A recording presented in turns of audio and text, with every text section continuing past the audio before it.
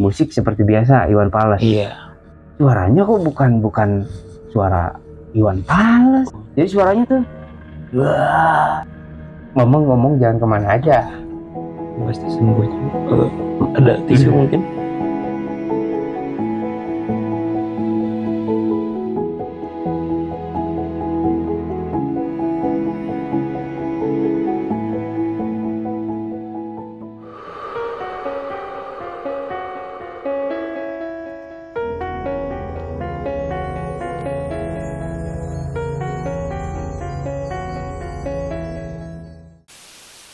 Oke, sahabat Huru-Hara, kembali lagi di channel Huru-Hara Horor. Dan kali ini kita kedatangan salah satu narasumber yang dimana dia akan menceritakan pengalaman horornya setelah ditinggal oleh ibu.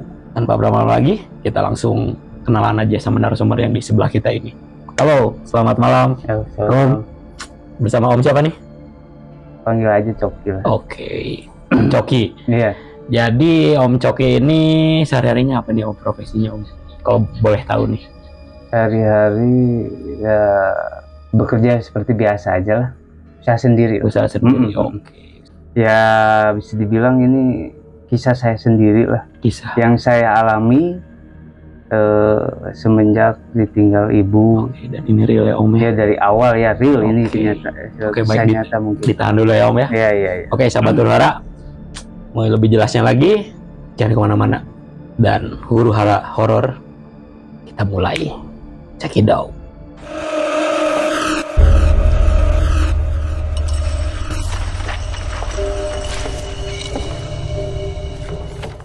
Oke, Om Cok, Ya. bisa langsung diceritakan saja Om.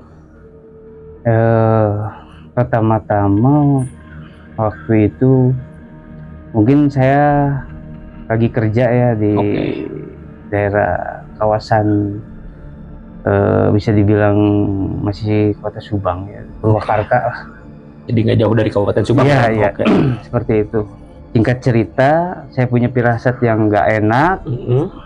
Saya pulang ke rumah. Ternyata mungkin itu firasat yang dari atas ya mungkin ya. Karena mungkin orang tua sama kita itu pasti perasaannya paling peka lah. Batinnya ya. Batinnya kuat, sangat kuat sekali. Waktu itu saya pulang, jadi saya nggak kembali lagi sampai saya dimarahi. Dimarahi sama atasan saya. Kamu mau masuk lagi nggak? Kalau misalkan kamu nggak mau kerja, silakan keluar. Karena berhubung perasaan ini sangat kuat, mungkin ada hal yang bakal saya alami untuk kedepannya. Ya saya nggak hiraukan atasan saya mau ngomong apa, saya nggak hiraukan karena apa? Ini perasaannya kok beda, nggak biasanya kok. Saya perasaannya kangen sama orang tua sendiri tuh, sama ibu itu. Apalagi sama ibu. Nggak mau ditinggal sama sekali. Dia pengen saya balik ke rumah, dia sakit, cuman di situ belum parah. Dia pengen pengen makan nasi goreng bareng sama saya, bareng sepiring berdua, sambil cerita begini. Sempet dia cerita, Chris, mama tuh sakit kepala terus. Dia sering beli obat untuk sakit kepala. Terus berlanjut seperti itu, sini kesini mungkin bisa dibilang beberapa minggu kemudian sakitnya nambah parah. Sempat dia hilang ingatan. Gitu. Posisi kalut lah orang tua. Dan ternyata saya pengen pulang kerja itu nggak balik lagi kerja ke sana itu ternyata mungkin orang tua saya mau sakit gitu. Kan udah Jadi ada feeling kuat mungkin yang di sana, mungkin dari yang di atas mungkin istilahnya ngasih kepekaan perasaan saya seperti itu ke orang tua. Makanya ya saya urusin orang tua saya sendiri di rumah. Kebetulan orang tua laki-laki ya bekerja seperti biasa. Jadi saya yang ngurus orang tua sendiri di rumah. Beberapa hari kemudian ya setelah itu tuh apa namanya tuh terus berlanjut, sakit semakin hari makin parah, makin hari makin parah, makin menurun. Apa namanya tuh daya tahan tubuh udah ini drop, udah gitu. Posisi ekonomi saya tuh lagi di bawah, lagi down. Jadi lagi bener-bener apa ya namanya tuh, wah nggak bisa diomongin apa-apa lah. Apalagi saya kan nggak kerja kan posisinya, nggak bisa gimana-gimana. Anak saudara posisi sama juga, ekonomi lagi ini. Diibaratkan apa ya waktu itu, kejadian waktu itu tuh orang-orang tuh nggak ada sama sekali yang apa namanya tuh ya, bisa dibilang bukan nggak ada ya, kayak yang perasaan saya ataupun gimana, orang tuh kayak nggak peduli gitu. Saya mau gimana, mau apa, saya ngurusin ini real, ini bukan saya mengada-ngada, ini real, kenyataan apa namanya tuh yang saya rasain sekarang, apa namanya waktu itu. Gitu. Posisi waktu itu udah semakin parah, semakin parah. Tempat dia orang tua saya itu hilang ingatan, kadang sadar, kadang enggak, kadang sadar, kadang enggak. Di antara sadar atau enggaknya itu tuh ada kata-kata yang mungkin penyampaian bahwa apa ya namanya tuh semacam dia tuh secara tidak langsung memberitahukan bahwa dia itu bakal pisah sama kita. Gitu. Berarti sudah menafsirkan ke masa depan mungkin ya. Nah, mungkin mau kejadian begini, mau kejadian itu. Nah, seperti itu. Saya belum sadar ke situ. Cuman kayaknya menuju ke situ gitu. Jadi pertanda. Saya di situ kalut, saya di situ kayak orang drop, bisa dibilang meminta tolong sama siapa. Saya punya pikiran ekonomi saya lagi di bawah. Saya mau minta apa namanya, maaf ya. Mau minta tolong sama tetangga nyari dana buat apa orang tua saya pengobatan rumah sakit. Di sisi lain saya pikiran terus positif terus ya, di situ positif aja terus, enggak walaupun ada hal-hal yang negatif di luar dari nalar kita ya, bisa dibilang yang kayak gitulah, nggak usah diucapin, mungkin yang lain juga ngerti mungkin ya di situ. Bahkan orang tersebut tuh bercerita, tunggu aja. Bahkan ada yang seperti itu, tunggu aja. Awas ada orang gila. Waktu orang tua sakit tuh, orang tua waktu sadar. Ada orang tua saya tuh nggak pernah, kalau jarang bergaul. Orang setahu saya itu jarang bergaul. Nggak pernah begini, nggak pernah begitu, nggak neko-neko, baju aja biasa aja, sederhana, nggak gimana kayak orang lain, kayak gimana, nggak sama sekali. Ya berlanjutlah, waktu semakin sini terus semakin parah, semakin drop. Saya kalut, saya nggak bisa gimana, hanya doa terus, doa. Saya tiap malam nungguin sampai pagi, saya sholat tahajud, saya sholat hajat, ya semampu saya, sebisa saya, walaupun saya istilahnya bisa dibilang masih belum benar, belum bisa benar gitu. Saya zikir, saya bacain surat Yasin, saya sebisa mungkin apa yang saya bisa. Saya bacain surat Nariyah, salawat Nabi Muhammad. Saya terus-terusan seperti itu sampai ibu saya tuh dibawa ke suatu pesantren untuk pengobatan. Cuman di situ nggak ada perubahan sama sekali, Semakin hari semakin drop, sampai suruh ulama harus begini, udah diturutin semuanya. Saya melihatnya juga nggak tega. Jadi telat pengobatan ya karena mungkin ekonomi berbenturan mungkin ekonomi itu telat ekonomi itu, ya Om. Harusnya di scan katanya seperti scan. Saya pasrah aja lah. Saya pasrah, saya nggak bisa apa-apa lagi karena orang tua kadang dia sadar kadang enggak. Sebelum dia koma itu masih cuma dia sempat berpesan sama saya. Anehnya itu ada kejadian-kejadian yang luar nalar. Di luar nalar yang mungkin bagi saya gitu ya, kejadian itu ya aneh. Orang tua saya yang ngomong bukan gitu ya, seperti itu ya. Contohnya apa ya, waktu posisi sakit tuh dia tuh sering bilang sama saya, Li, mama tuh di sana sekarang. Di sana di mana, Ma? Di mana? Itu di sana. Ada pohon besar. Ada beringin, katanya. Pohon besar beringin mana? Itu yang lurus jalannya agak ada tanjakan situ. Nah di situ Mama, katanya. Dia bilang gitu. Waktu sakit posisinya. Dia sadar? Enggak, sadar enggak seperti itu. Cuman pas seperti itu kaget kan? Setahu saya itu yang beringin besar itu, yang jalannya agak nanjak seperti itu posisi pemakaman umum. Pemakaman umum desa saya sendiri. Karena saya gini, nah itu kok pemakaman umum Mah, pemakaman itu istighfar Mah. Diem aja, orang tua saya tuh diem aja.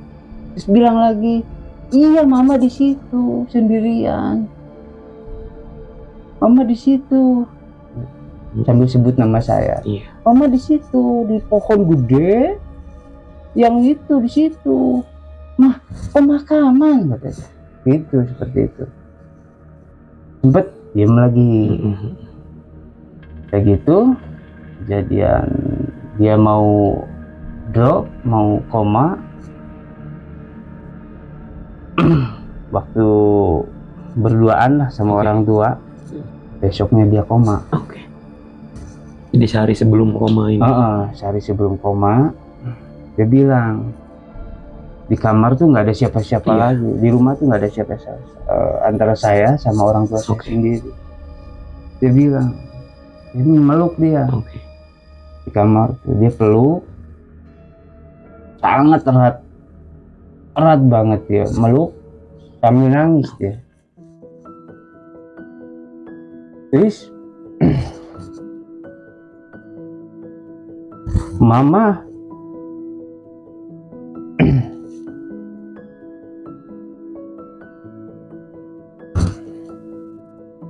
tenang dulu. Mama takut umur Mama pendek. Harus yang kuat ya, harus yang sabar, yang kuat.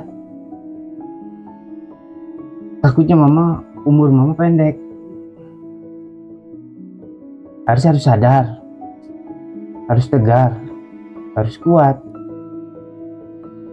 Di situ sambil meluk, kenceng banget meluk, kenceng banget. Udah nggak ada pikiran apa-apa lagi. Saya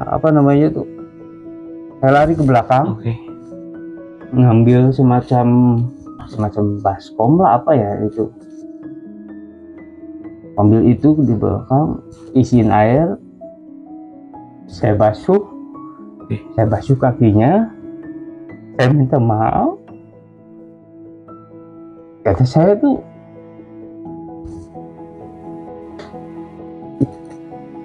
Mama sehat lagi, gak bakal Mama ngomong jangan kemana aja, pasti sembuh.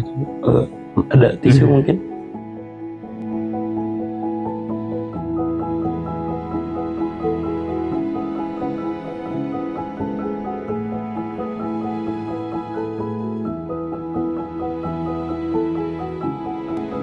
Memang kalau sudah menceritakan orang tua ya sahabat Huru-Hara ya, agak sedikit dalam juga sih.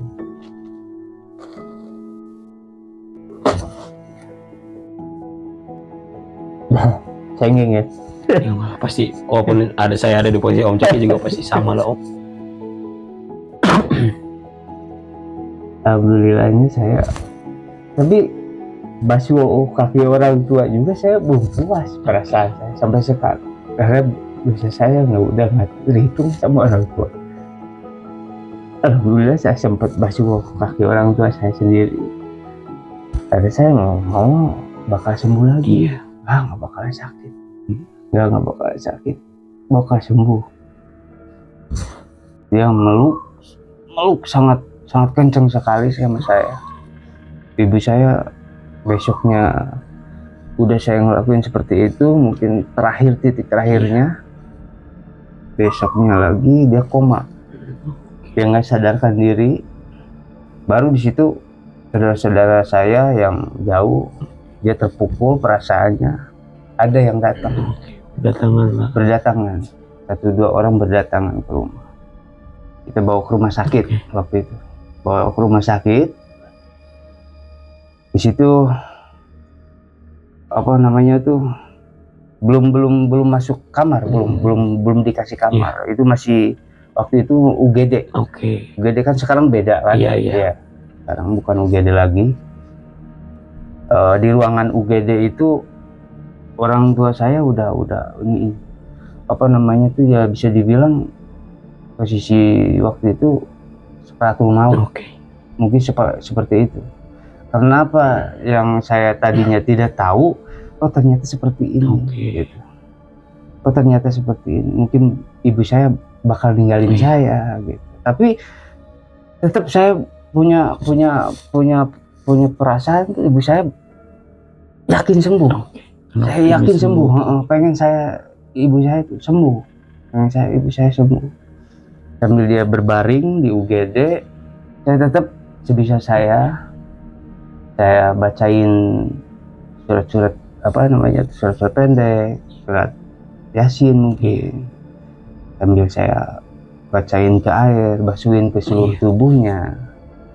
Cuma di situ kayaknya ibu saya posisinya nggak bisa ditolong lagi, firasat seperti itu. Nah, waktu itu tuh di ruang UGD itu saya tuh sempat suruh pulang dulu, ambil peralatan, perlengkapan yang saya butuhin di rumah sakit. Ini saya pulang nih ke rumah. Posisi waktu di perjalanan, yang nungguin, yang jaga itu di rumah sakit itu nenek dari ibu saya. Terus bapak saya mungkin dia bukan di ruangan UGD, di luar dari ruangan UGD. Saya pulang dulu ngambil peralatan keperluan ibu saya di rumah sakit. Saya beres-beres, kemas-kemas di rumah. Di rumah saya tuh ada sebuah pohon. Pohon tersebut pohon jambu batu, jambu merah. Berarti posisinya di depan rumah banget. Di depan rumah. Jadi rumah saya ada jalan. Dan jalan itu di situ ada pas depan rumah saya itu ada pohon itu jambu merah.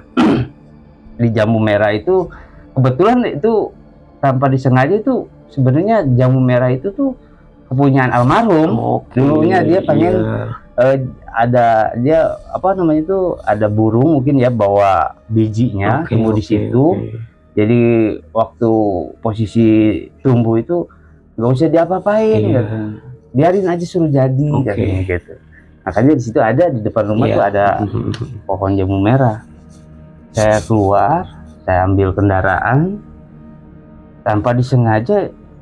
Anehnya itu di situ saya belum pernah melihat begini burung gagak, belum pernah. Pas itu saya kaget, si burung gagak itu posisinya ada di pohon itu, di jambu itu. Di jambu itu. Jadi dia kaget, dia terbang. Terbang. Cuman saya kaget di situ, saya ngelihat Ya mungkin segede ayam seginilah ada segini, cuman ayam yang baru mau nginjak dewasa. Oke. Ya seperti itu lumayan juga ya. Agak gede, cuman warna hitam semua. Warna hitam, terus mata agak putih. Mata putih. Kaget kan di situ. Apaan ini kan, gitu kan. Udah nggak ada pikiran apok nggak ada. Udah fokus jalan terus lah. Saya mau pulang, mau ke sana, makanya ke rumah sakit gitu. Pulang. Saya ke rumah sakit.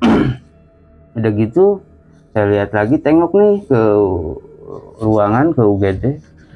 Ibu saya masih nggak ada perubahan sama sekali, bahkan napasnya sudah tersengal-sengal, udah di tenggorokan. Saya diem sejenak, saya bacain lagi, baca sebisa saya. Situ saya keluar dari rumah sakit tersebut, saya duduk sambil saya ngerokok, diam aja. Kebetulan bapak saya agak jauhan dari saya. Saya diem, ngelamun, nggak tahu kenapa saya firasat saya langsung, feeling saya tuh langsung kena gitu ke hati tuh. Kayak yang ngasih tahu, nggak tahu gimana gitu, apa namanya tuh, tiba-tiba kayak ibu saya sekarang meninggal. Kayak seperti itu. Apakah itu dalam bentuk bisikan atau emang? Enggak, kayak hati. Cuman hati sendiri berbicara seperti itu. Seperti itu kenyataannya. Pas kok aneh kan? Iya. Saya langsung astagfirullahaladzim. Astagfirullahaladzim. Saya takutnya kok saya punya pikiran gini gitu kan. Takutnya saya ngedoain ibu yang saya harus sembuh kan, punya pikiran seperti itu. Saya nggak nyampe sih. Kok aneh seperti ini. Tiba-tiba firasat saya pengen ngasih tahu sama bapak saya. Saya ngasih tahu, ya nggak usah jauh-jauh, si mama kayaknya sekarang. Tahu-tahu saya ngomongin kayak gitu. Langsung bapak saya nyamperin, saya juga nyamperin ke situ. Saya pegang kakinya, udah dingin. Udah separuh dingin semua. Cuman di sini dari perut sampai ke atas itu panas. Mungkin di situ sakratul maut itu. Mungkin ya. Iya, seperti itu mungkin. Ya, saya nggak ada pikiran apa ini itu. Saya baca, saya sebisa saya sendiri. Yang penting saya bisa meringankan sakratul mautnya gitu. Kalau misalkan mungkin Allah istilahnya mengambil dia sekarang gitu kan, waktu itu sampai saya sempat azan di situ. Sambil sakratul maut saya ajanin dia apa aja lah yang ada di pikiran saya gitu. Saya ajanin, terus dia menghembuskan napas terakhir, mungkin sambil meneteskan air mata. Mungkin dia nggak tahu dengar ajan saya ajanin di rumah sakit itu, sambil ajanin, terus dia udah nggak ada. Kata dokter, yang sabar ya, mama udah pulang. Jadi diem, bapak saya juga diem. Kalau saya meluk, ya gimana lagi, mungkin ini yang terbaik. Kalau sayang sama mama saya pulang ke rumah, bawa ibu saya pakai mobil.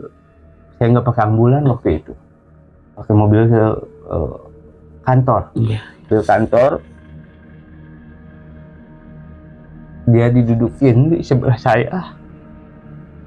Jadi enggak dibaringin, enggak didudukin. Orang udah meninggal didudukin. Waktu itu ditutupin kain. Kalau di kita mah di Sunda mah samping ya. Pakai samping, ditutupin.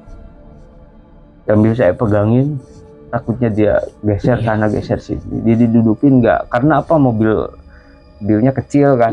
Enggak bisa kursinya dibuka, nggak bisa. Di kantor kan. Pas pulang ke rumah, udah saya depresi itu, udah apa pemikiran saya udah kalut. Kalut waktu itu, kacau, sangat kacau itu waktu itu. Kalau di kampung itu suka apalah namanya tuh, saya sendiri maaf aja ya, itu kan tradisi ya, mungkin ya tradisi orang-orang kampung mungkin ya. Tapi untuk saya nggak ada hal-hal yang seperti itu, yang bakal kemenyan, yang kayak gitu. Bakal kemenyan nih, kayak orang-orang tuh terdahulu lah, mungkin dia apa namanya tuh ngedoain, caranya mungkin seperti itu ya. Dibilang ritual sih enggak, cuman ya mungkin berdoa, tapi mungkin ada bakar-bakar tapi untuk saya tuh yang hal seperti itu bagi saya nggak sama sekali gitu ya. Udah tahu di situ ada kemenyan, cuman orang kalut, orang depresi. Kita buang apa namanya tuh, buang air. Itu yang di aqua itu bukan air, tapi isinya bensin. Saya buang ini, kena itu, nyambar nih, hampir kebakaran tuh waktu itu. Kejadian itu hampir kebakaran. Cuma pada lewat lah semuanya. Posisi udah memandiin almarhum itu. Udah beres, udah semuanya beres. Almarhum dibawa tempatin ke peristirahatan terakhir waktu itu. Saya udah nggak inget apa-apalah waktu itu. Bahkan apa yang ibu pakai, semacam kalung lah, perhiasan apa, udah nggak inget sama sekali. Mau itu nggak ada, mau ini ada, gimana saya nggak tahu. Sempat beberapa tahun kemudian sempat bapak saya nanyain itu yang di perhiasan, disingkat cerita ya waktu ini. Nanyain apa namanya tuh, waktu kemarin ini gini kok nggak ada gini. Nah, masih bodoh lah gitu kan, orang di situ kalut kan. Ya, biarin aja lah, ikhlasin aja. Hitung kita sedekah aja sama orang tua, apa namanya, sama yang itu yang ada. Waktu posisi itu tuh kan saya sendirian di rumah. Tahlil ya, tahlil 7-nya, 3-nya, kalau saya 3-nya, 7-nya kalau nggak salah 40 harinya itu. Sekitar udah beres 40 hari ya, mungkin ada sekitar 1 bulan lah. 1 bulan lebih mungkin ya. 1 bulan lebih lah udah ditinggal sama orang tua. Saya di situ depresi, hancur, nggak tentu arah. Hidup juga udah nggak ada pegangan sama sekali posisinya. Orang tua laki-laki posisinya dia kan kerja di luar kota. Di luar kota, jadi di rumah saya sendiri. Kebetulan nenek dari ibu saya itu, ibunya, dia kan nggak tinggal di serumah sama saya, dia pulang, dia pulang kampung. Jadi saya sendiri di rumah. Ternyata momen-momen saat waktu saya itu sendiri di rumah, bukan berarti istilahnya kita menyangkut pautkan sama orang yang meninggal. Bukan.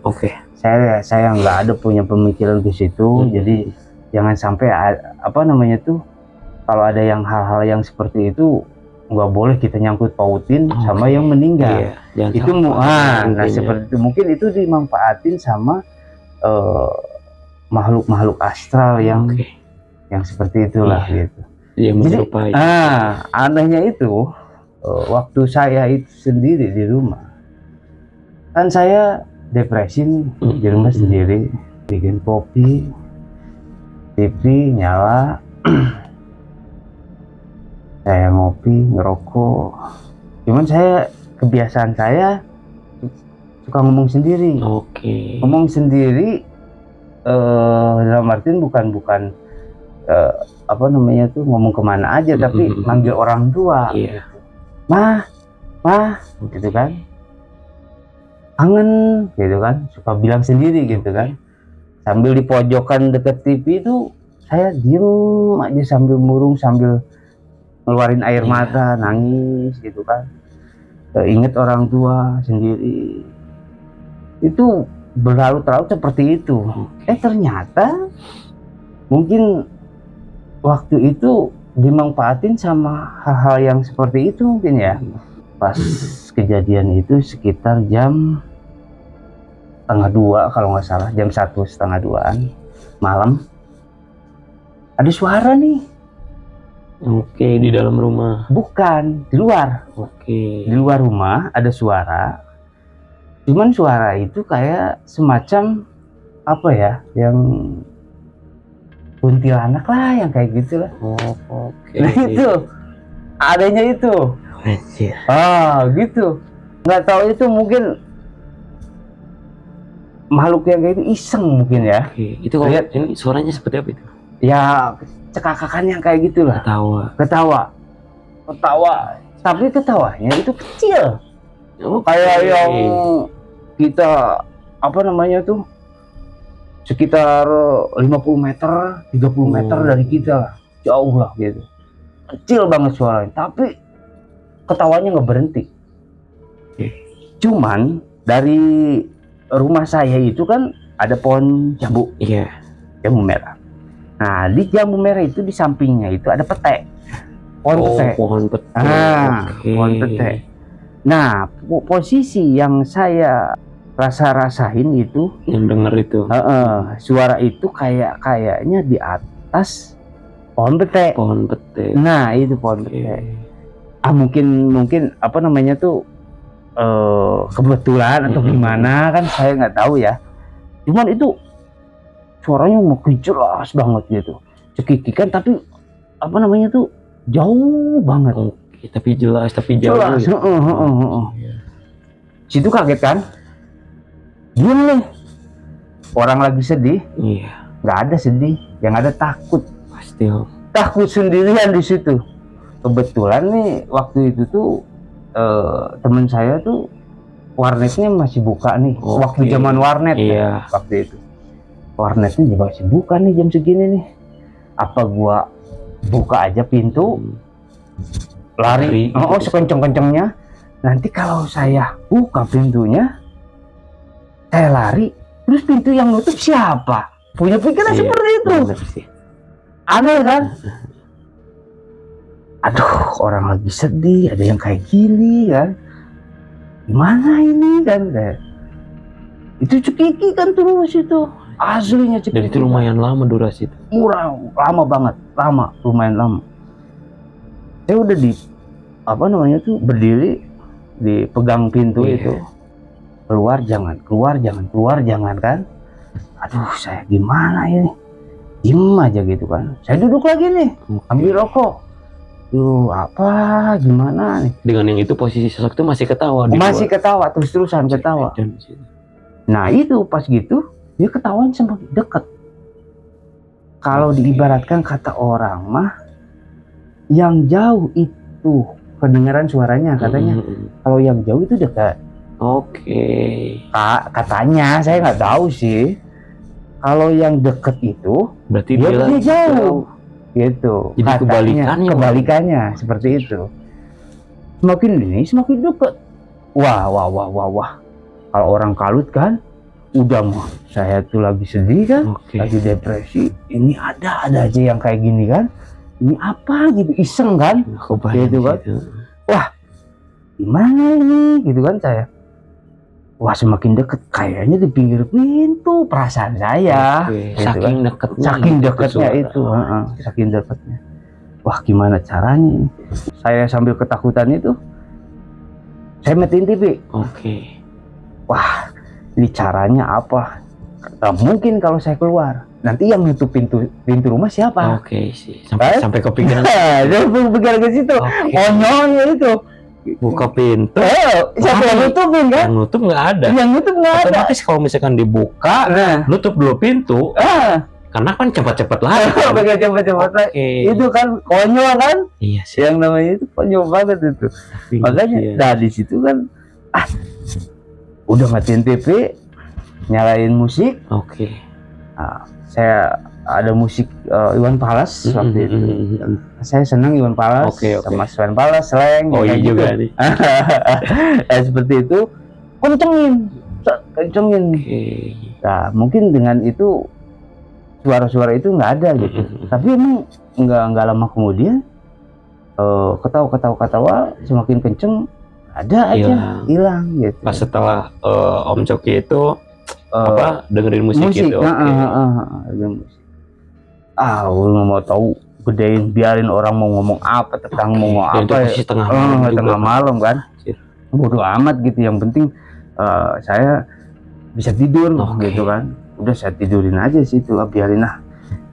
Yang penting udah nggak kedengeran apa-apa kan, tidur aja. Nah, besoknya lagi, malam ini kan malam Jumat nih, pas malam Jumat kalau nggak salah itu besoknya. Gimana kata saya tuh ya, takut kejadian yang kemarin malam. Kayaknya iya malam Kamis itu. Kamis, besoknya Jumat nih. Nah, Jumat itu takutnya kejadian lagi nih, gimana caranya? Nah, ada saudara saya. Ada saudara saya. Saya ngomong, besok malam ke rumah ya, temenin tidur, kata saya tuh. Tuh, saudara saya. Iya Om, katanya. Nanti ke rumah tidur. Iya, tidur yang nginep di sana di rumah. Iya, siap, katanya. Nginep di rumah. Nah, udah gitu, ternyata dia lupa nggak tahu gimana.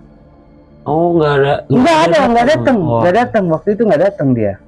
Nggak datang ke rumah, posisinya kejadian lagi, konyol kan, kejadian lagi tuh. Tapi bukan yang kejadian waktu malam itu. Berarti bukan suara lagi? Apa bukan suara yang ketawa itu? Bukan? Enggak, maksudnya apa namanya tuh suara, cuman posisinya bukan suara apa namanya tuh kuntilanak, bukan. Tapi semacam apa ya, dibilang ada geraman. Kalau orang-orang kita yang genderuwo itu apa? Itu ya, itu. Anjir. Kejadian yang malamnya itu iseng banget, tahu aja orang lagi depresi kan, dijailin kan, kesempatan bukan buat dia gitu kan. Kalau orang-orang meninggal kan udah, kalau meninggal udah nggak ada urusan lagi di dunia, selesai udah disimpan kan. Itu nggak mungkin istilahnya orang udah meninggal gini jadi hantu apalagi itu kan dimanfaatin sama yang kayak gitu kan, untuk mengecoh kita ataupun gimana, menurut saya pribadi gitu kan. Menurut orang lain nggak tahu saya kan. Pas kejadian itu konyol lagi, saya kan tidur nih, ini ada TV nih, ini ada pintu belakang, pintu ke belakang, ini TV, ruang tamu kan. Saya tidur di ruang tamu nih, ngebelakangin TV. Di situ saya bunyiin musik lagi. Musik seperti biasa, Iwan Fals. Iwan Fals udah tiduran gitu kan. Masih sore lah, sekitar jam 11-an kalau nggak salah, ya 11. Waktu itu jam 11. Makin hari semakin malam, kok suaranya kok bukan suara Iwan Fals gitu kan. Ada yang aneh nih gitu kan. Ada yang beda gitu ya. Ada yang beda. Apa ini kan? Saya kecilin, nggak ada. Hilang kan. Saya gedein lagi sedikit. Kok suaranya kayak ngegerem gitu kan. Jadi suaranya tuh wah, ya kayak gitu tuh. Geraman. Orang yang sesek kayak gimana lah gitu. Jadi otomatis kan ini TV ini. Posisinya nih TV. Jadi saya ini ke TV, ini ada pintu nih ke belakang, saya tidur di sini. Nah, ini berdekatan dengan pintu belakang. Jadi suara ada timbul di sini di pintu belakang. Yang bikin aneh. Jadi gerem terus. Kayak orang yang sesak. Kayak gede ini. Kayak gede. Semakin gede suara itu. Nggak mau kalah juga. Nggak mau kalah dia. Saya kecilin, dia ikut, nggak ada. Ini apa namanya tuh? Ini itunya error gitu kan? Entah itu dari MP3-nya gitu. Seperti itu. Apakah gimana gitu? Tapi kok enggak kok gitu kan? Diamin aja, enggak matiin dulu sama dipulin gitu ya, nggak ada musiknya. Kecilin dulu, agak besarin sedikit. Iwan Fals kok gitu kan. Gedein lagi nih. ada lagi itu suara. Anjir. Suaranya ada lagi. Saking kesel, gedein total. Jadi volumenya semakin naik gitu terus. Naikin, gede aja gitu. Nah, saking gedenya volume itu suaranya. Nggak ada itu suara itu. Hilang. Nah, tadinya juga mau kabur nih. Dari rumah. Ya kepikiran ke situ lagi. Sama, yang nutup pintu nggak ada. Takutnya ada di depan pintu. Nah itulah orang-orang ya gimana bukanya gimana ya, kagetnya itu yang kayak gitu tuh. Aduh, ada itu saudara Om Coki juga nggak ada datang. Nggak ada. Waktu itu kemana saudaranya Om Coki nggak datang? memang kalau kejadian besoknya itu memang ada saudara, tapi bilangin. Tapi kan janjinya hari sebelumnya kan? Iya, harus datang seperti itu. Cuman saya bilangin begini-begini, oh gitu Om, gini-gini. Katanya dia juga sendiri sama. Sama sempet kejadian katanya sebelum saya ngomong seperti itu tuh, dia sempat buang air nih di depan tuh kalau nggak salah. Ada yang nggak tahu apalah, lupa lagi saya waktu itu. Pokoknya dia juga ada semacam gangguan di situ. Dia nggak mau ke situnya katanya gitu. Makanya situ. Ya disitulah banyak keanehan lah. Ya mungkin gitu ya. Namanya tuh dimanfaatin sama makhluk-makhluk yang kayak gitu. Jadi kelengahan kita mungkin gitu. Ya kesininya nggak ada sih. Cuman kalau misalkan waktu ditinggalin sama orang tua tuh ya banyak keanehannya yang positifnya aja. Yang mungkin beritahu ataupun apa ini gitu. Semacam saya mau sholat, ada kipas nih. Saya tuh ada kipas tuh, posisi tuh kan udah tahlil tuh udah nggak ada siapa-siapa nih. Ada nenek juga di luar. Saya ambil air wudhu, posisi kipas tuh ada di pintu masuk kamar. Nah, saya udah ambil air wudhu, saya keluar lagi. Sejadah saya udah tempatin di posisi sudut tengah rumah. Ternyata si kipas itu udah ada di depan TV, menghadap ke sudut posisi sejadah yang saya udah gelar. Tapi udah nyala itu. Dan itu posisi rumah kosong Om? Kosong itu. Anjir, epic sih. Mungkin bisa dibilang jin Islam mungkin ya. Itu hal-hal yang bisa dibilang aneh lah. Jadi si kipas tuh pindah posisinya di depan TV. Sedangkan nggak ada orang, posisi nenek saya ada di luar. Nah, apalagi nenek saya kan orang dulu kan awam ya, elektronik. Jadi kurang ngerti kurang ngerti ke situ. Makanya saya ambil positifnya. Mungkin membuat saya ibadah enak, mungkin nyaman, ngedoain orang tua, nah seperti itu. Kau beribadah tuh dengan hati yang itu, seperti itu. Ya hal yang aneh ya yang saya tadi ceritain seperti itu. Mungkin ya kegundahan saya, depresi saya itu dimanfaatin sama hal-hal yang seperti itu. Seperti itu. Hal-hal itu.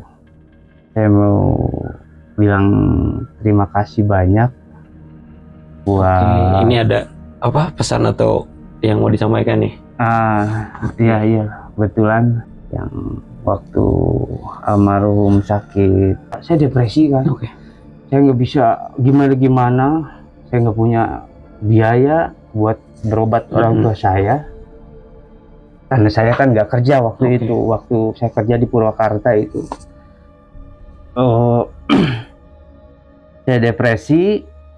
Saya mainin kalau tengah malam orang tua saya lagi tidur, saya suka mainin media sosial, main handphone. Saya curhat, bukan berarti saya mau mencari belas kasihan orang, enggak sama sekali, nggak ada pemikiran ke situ. Yang ada saya coba untuk unek-unek saya itu nggak dipendam gitu. Saya terus posting saya meluapkan isi hati lewat media sosial. Nah seperti itu. Ya ternyata di situ ada yang merhatiin. Nggak tahu kenapa orang tersebut tuh mungkin dia merhatiin kata-kata yang ada di saya posting, dibaca setiap kata per kata mungkin ya. Nah itu yang saya posting itu mungkin dia perhatiin jam segini, jam segini gitu. Nah, saya nggak menghiraukan dia buat siapa. Yang penting saya bisa perasaan bisa dibilang pengen tenang kayak gitu. Pengen lega. Mungkin karena teman tidak ada yang datang ke rumah, akhirnya curhat lewat media sosial. Nah gitu. Nggak tahu kenapa dia ngirim pesan pribadi mungkin Om. Ya seperti itu, bisa dibilang seperti itu, kirim pesan pribadi. Terus dia ngedoain saya, ngedoain orang tua saya, dia turut berduka keadaan orang tua saya seperti ini. Tadi dia sabar gini. Alhamdulillah ada orang yang istilahnya mau apa ya, masih care dan mau mendoakan juga. Seperti itu. Nah itu berlanjut, anehnya itu. Dan akhirnya terus menerus. Terus menerus sampai dia tuh yang bikin saya aneh tuh apa ya? Dia ngasih biaya. Tanpa saya minta sedikit pun. Cuman kenal di media sosial, belum bertemu juga. Belum seperti ini face to face belum pernah. Nggak tahu kenapa saya sempat mikir, apa karena doa saya yang waktu saya terus-terusan. Mungkin. Nah mungkin saya punya pemikiran ke situ. Karena apa? Karena saya kan terus berdoain orang tua saya supaya sembuh. Mungkin Allah juga tahu mungkin ya. Tapi kan ya Tuhan tahu kalau kita mendoakan orang tua. Karena kita kan ingin ngedoain orang tua sebisa mungkin apa yang ada supaya orang tua kita sembuh. Berlanjut dikasih pengobatan, dikirim, kirim bantuan maksudnya, kirim bantuan ke saya. Alhamdulillah saya berangkat pengobatan, saya ditolongin sama dia, terus sampai pemakaman orang tua saya. Yang namanya apa itu? Kalau di kita tuh di Sunda itu penutup makam tuh. Parako. Cuman apa itu parako ya namanya ya? Iya. Kalau nggak salah itu. Nah itu. Jadi kayak marmer mungkin gitu ya Om? Ya ditutupin ya kayak gitu. Nah itu jasanya dia. Jasanya dia. Sebelumnya saya mohon maaf yang sebesar-besarnya bila mana saya ada kata-kata yang kurang nyaman atau perilaku saya yang kurang enak. Saya mohon maaf yang sebesar-besarnya. Saya berterima kasih banyak. Terima kasih banyak atas segala bantuannya waktu itu. Mudah-mudahan Gusti Allah membalas semua kebaikan-kebaikan yang telah dilakukan sama dia gitu. Terima kasih banyak. Mudah-mudahan dimanapun dia berada, semoga Allah selalu senantiasa melindungi dia, keluarga dia sehat selalu, rezekinya lancar.